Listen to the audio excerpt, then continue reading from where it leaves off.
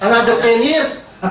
Eh, may pangarap ako, Louie, aabutin ko yan. Kahit na matanda na ako, hahataw pa ako. Sige, another 10 years. Tingnan natin, kumabot mo yung pangarap mo. Magiging 7.2 million. Naabot yung pangarap? Wala na. Okay, si Sir, pagpalagay na natin buhay pa, 70. Ito, 65 na. Ito si Sir, wala na to, kinuha ka na to. Hindi mo na nakuha yung pangarap. Ikaw yung kinuha yung pangarap. Tama ba? Tama. Tama, Sir. Buhay ka pa, tibay mo naman, 81 ka na yan. So, kaya po ako nag-join sa business na to dahil po sa sistema na to. Nabuksan po yung isip ko. Wala po pala sa pagiging empleyado, makukuha natin yung pangarap natin. Tapasan po tayo. May kakilala po ba kayong empleyado na yumaman? Tapasan po tayo. Ma'am, kilala ka? Pagiging empleyado, yumaman siya? Wala po. Yumaman lang po siya nung nag-business na siya. Pero habang empleyado kayo, habang buhay kayong empleyado. Bakit po? Bilang empleyado, umiikot lang po ang buhay nyo. Sweldo, bayad utang. Sweldo, bayad utang. Sweldo, bayad utang.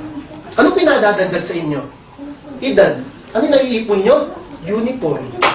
Minsan pumupunta pa nga kayo ng London. Loan dito, loan doon, loan dito, loan doon. Grabe, no? Saan pumunta ng London? Kaya lang, ibang London. So, ayun po. Bilang empleyado po, hindi po tayo makakaipon. Kaya po, nagbukas yung isip ko. Kaya po ako nag-join sa business na to dahil po nung makita ko yung system na to. Totoo po ito. Buksan lang po natin yung isip natin. Imagine niyo 40 years kayong nag-ipon. Hindi man lang nangalahati sa pangarap nyo. At ang tibay mo naman, 40 years, hindi ka ba lang natanggal sa trabaho? Dire-diretso, 40 years. Meron bang gano'n?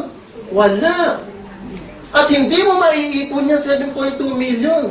Maiipon mo yan kung hindi ka maliligo, hindi ka magpapagupit, hindi ka bibili ng bagong damit, hindi ka mamamasahe, kaya lang itsura mo na mukha ka ng ermitanyo. Wala po, hindi po natin ito maiipon. Pero po, sa papakita ko sa inyo, 2 to 4 years lang po of hard working, aabutin po natin yung pangarap natin. 2 to 4 years lang po of hard working. Tandaan niyo po ha, ito po yung pangarap natin ha. Burahin ko na po, okay na po? Okay, burahin na po. Tandaan niyo lang yung pangarap natin, 19 million. So, tapos na po tayo sa pangarap, sa realidad naman po tayo. Alam niyo ba yung ating populasyon nahahati po sa 3 zone? 97%, ito po yung negative zone. 2.9%, ito po yung neutral zone. And 0.1%, ito po yung positive zone. Sino po yung nasa 97%? Kung tawagin po namin ito is J, B, P. Jobs, business, profession. The income is good enough, but the expenditure or expenses mas mataas po. Ano po ang mangyayari sa atin? Mas mataas yung gastusin sa kita. Ma'am, ano mangyayari, ma'am? Mas mataas yung gastusin mo sa kita. Ano mangyayari?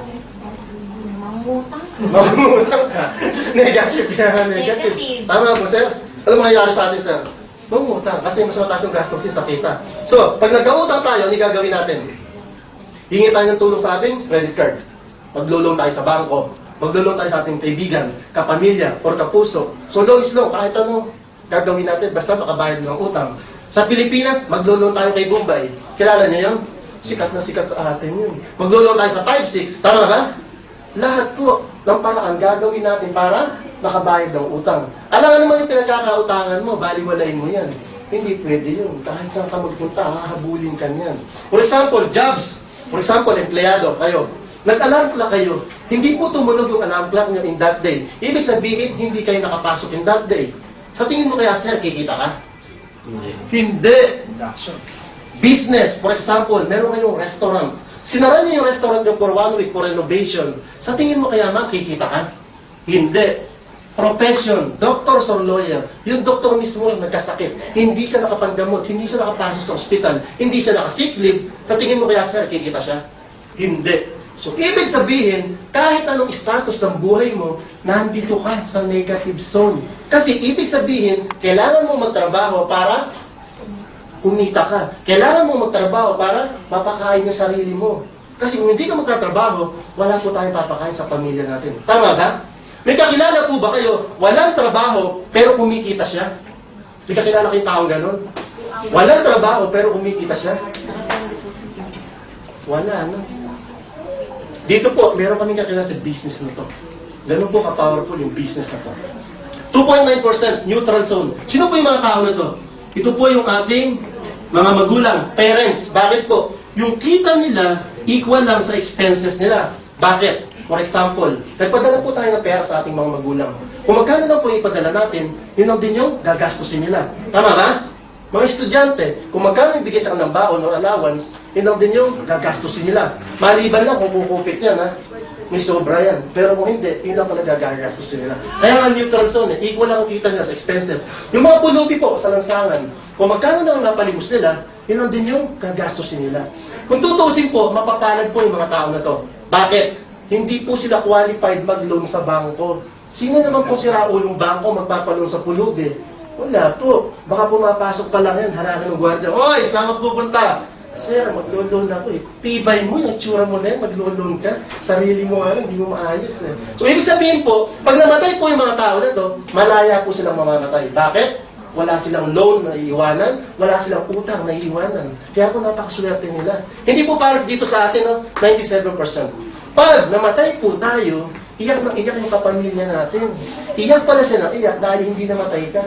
Iyak siya na iyak dahil sa dami mong utang, naiiwanan, loan, kahit kanino, sila po yung hahabulin ng bangko ng mga pinagkakautangan mo. Kaya nasabi ko napakaswerte ng mga tao na to.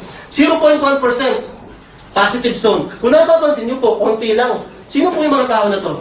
Kilala niyo ba si Bill Gates? Kilala niyo si Bill Gates? Yeah. Yes. Lahat po ng tao na kilala kay Bill Gates. Siya po yung founder ng Microsoft. Bill Gates, Richard Branson ng Virgin Atlantic, Warren Buffett sa Pilipinas po, Lucio Tan, Henry C. Ito pong mga tao na to, hindi po sila millionaire.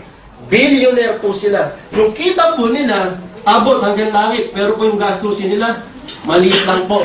Hindi na nila namamalayan yung gastusin nila sa dami nilang pera. Kaya nga nasa positive zone sila. Ito mo, 0.1% lang, napakakonti. For example, Bill Gates, pumasok siya sa showroom ng Ferrari. Gusto ni Bill Gates yung Ferrari na yan. Alam niyo ba yung Ferrari na yan? Right away, i-deliver po sa doorstep ni Bill Gates. Bakit?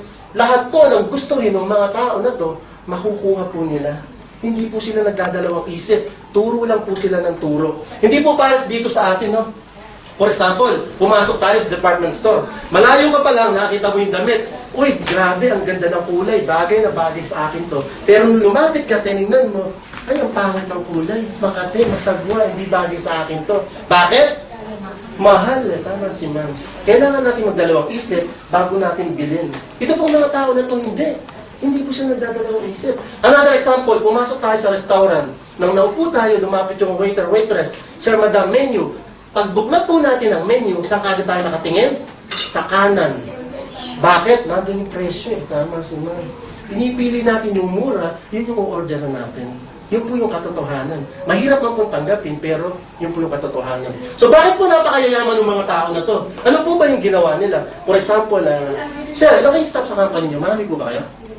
Mga 100. For example, sir, 200 staff kayo. For example lang, napakita ko bakit sila yumaman. 200 staff kayo, sir. For example, 200 staff. Sa isang araw, ilang oras tayo nagtatrabaho? 8 to 10 hours. 8 hours na lang po. Times mo to.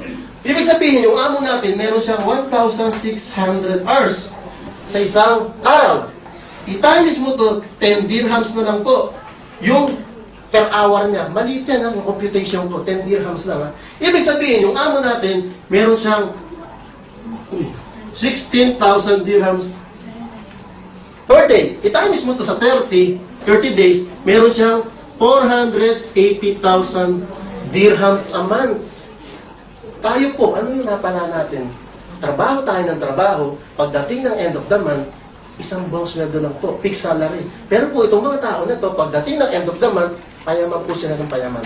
Ang tawag po rito is law of leveraging. Minumultiply po nila yung oras nila, yung sarili nila sa ibang tao. At yung ibang tao na yun, tayo po yun. Sa halip na sila magtatrabaho, tayo po tumatrabaho ng trabaho nila. Tayo po ang nagpapayaman sa amo natin. Tama po ba? Hindi po dahil sa atin, wala sila. So, bakit hindi po natin payamanin yung sarili natin kung pwede naman? Bakit ibang tao po yung pinapayaman natin? Dito po, sa business na to, sarili nyo po ang payayamanin nyo. Hindi po ibang tao. At marami po kayong matutulungan.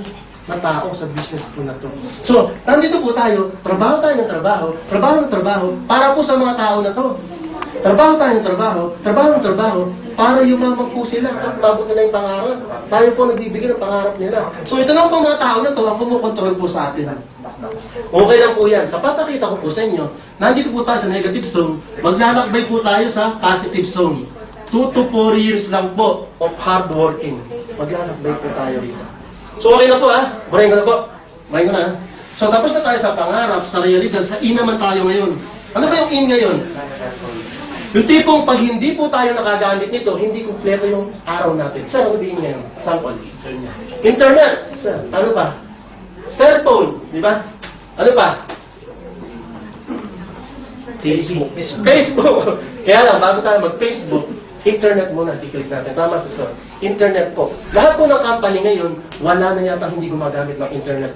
Lahat po ngayon gumagamit ng internet. Kasi po sabi nila, pag yung business mo wala sa internet, out po yung business mo. Totoo po yun. So, nowadays po, lahat ng tao gumagamit ng internet. Yahoo Messenger, Facebook, everybody are sending email. Lahat ba kayo nag-email? Yes. Yes, naman. Ma'am, naka-receive ka na po ba ng video mail? Pag sinabi po nating video mail, pag click mo ng inbox mo, makikita mo kagad yung taong nagpadala. Walang attachment, walang downloading, tapos may play button. Pag kinlik mo siya, ta-transfer sa another window, walang attachment, walang downloading, magpe-play po kagad. Naka-receive ka na ba ng ganon? Hindi pa, normal lang po yan. Kayo po, naka-receive na? Hindi pa po, normal lang po yan. Kasi po, ganyan din po ako dati nung matenda akong seminar. Sabi ko nga po sa speaker, pre, ano ba yun? Kasi yung inbox ko, puro naman email lang. Normal lang po. Bakit po? Kasi po, around the globe, 1% pa lang po ang gumagamit ng video mail. Ito po yung una naming product. Video webmail for designer. Sa email po, anong ginagawa natin? We type a lot of message, a lot of paragraph. Dito po sa video webmail or designer, hindi nyo na po kailangan pang mag-type ng message. Ang gagawin nyo lang, i-record yung sarili nyo, i-record yung sasabihin nyo. Pwede po kayo mag-record up to 5 minutes in one playlist and then send it sa recipient. Pag na-receive po ito ng recipient, walang attachment, walang downloading, mapapanood po agad yung video nyo. Hindi po pare sa Yahoo Mail, kung gusto natin mag-send ng video, kailangan pa natin i-upload yung video. Tama ba, sir? Na napakatagal. Tapos, pag na-receive naman ng recipient, kailangan pang i-download, ma'am, ng napakatagal bago mapanood. Tama po ba?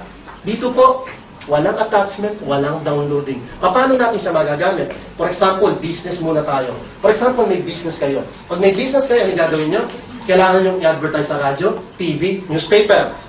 Ang mahal po ng bayad doon. Dito po, kung may product kayong ganito, pwede po kayo mag-advertise ng libre at lifetime advertisement. Ang gagawin nyo lang po, i-record nyo yung sarili nyo, ipakita nyo yung product nyo, i-promote nyo yung product nyo, and then send it to your prospect buyer or company. I'm sure, pag na-receive nila yung video mo, 100% your business will boom in the market. Bakit? Imagine po natin sa Gulf News.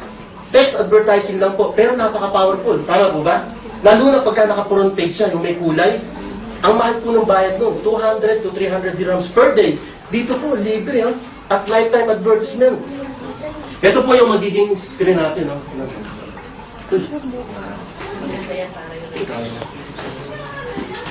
Ayun.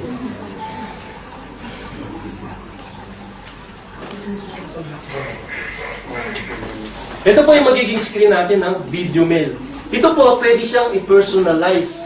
Ito po yung magiging video nyo. Ito, pwede rin i-personalize. Ito pong banners. For example, lagay mo rito, Pedro Jewelry Shop. Tapos nandito yung picture ng product ni Pedro. Tapos nandito yung pangalan niya, location ng shop niya, contact number niya, lahat para makakontakt siya. Tapos, nandito si Pedro, ina-advertise yung product niya, pinapakita kung gaano kaganda. Tapos, send mo sa prospect mong buyer or company. I'm sure, pag na-receive po nila ito, 100% your business will grow. Bakit? Audio video message ito eh. Nakita niya eh. Yung text advertising nga, napaka-powerful. Ito pa. At kahit saan po, kakalat yung business niyo. Buong mundo. Kasi po, lahat ng email ad, compatible po ito. Hindi nila kailangan ng software na ito. Tayo lang po, kung sino lang may-ari. Kahit Yahoo Mail, Reddit Mail, Gmail, kahit anong email